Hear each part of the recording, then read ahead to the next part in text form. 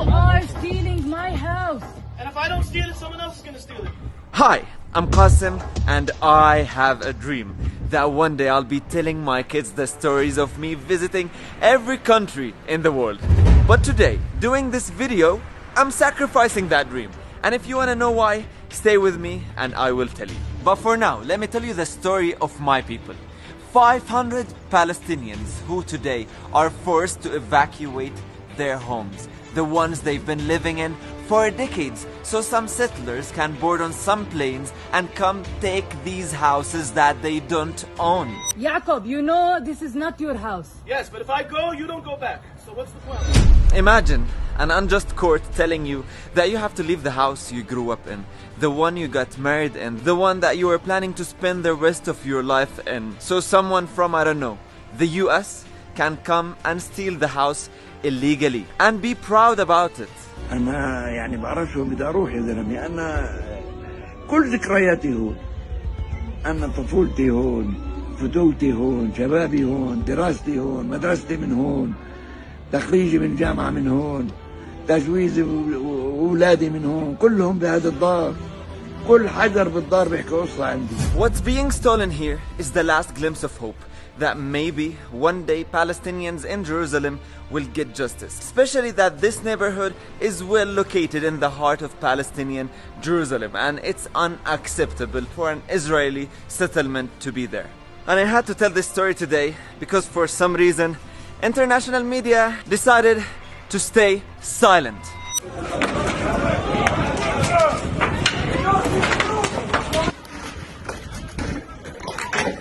So, Israel claims that before 1948, these lands and houses belonged to Jews. And court has decided that the claim is right. But are you really serious, dear court? Before 1948, Palestinians, Muslim and Jews lived peacefully together. نحن فلسطينيون يهود ونريد أن نعيش تحت الحكم الفلسطيني. And no Palestinian would take the land or house of another Palestinian or human. That's only what Israel does, not us. But if you're actually serious, how about you give my grandfather back his house in Jaffa, the one he lost in 1948? Of course you wouldn't. But anyway, the real story here is that Jordan donated these lands in Jerusalem, and UNRWA decided to donate the money to build houses on them, so these refugees from Jaffa and other parts of occupied Palestine can have homes after Israel occupied their homes. So imagine getting kicked out of your house twice due to occupation. First in 1948 from Jaffa and other parts of occupied Palestine, and 60 years later from Jerusalem. هذا بيتي، هذا بابي. لمين تشكي والقاضي غريمك؟ لمين؟ Dear world, my people are told occasionally, why don't you just make peace with Israel? It's all in the past now, just get over it. But you have to understand that what's happening is an ongoing occupation. Lands are still being taken. Settlements, illegal ones, are still being built, and the people of Sheikh Jarrah neighborhood are fighting for their right to stay in their homes right this moment you're watching. They're being assaulted, brutally beaten and killed. And that's why I had to talk about it. And this is not just news. You can easily follow and see what's happening live if you go on some accounts on Instagram of the people who are living there. I can see live what's happening there, and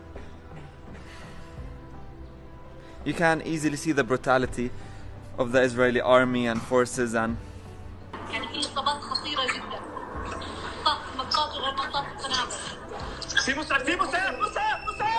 back to my dream.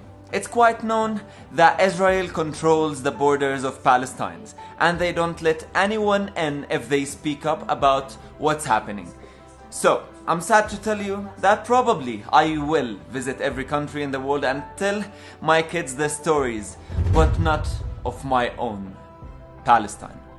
So please, if you're watching this, share the story. Don't underestimate the power of social media. Let the world know what's happening and use the hashtag #SaveSheikh Jarrah.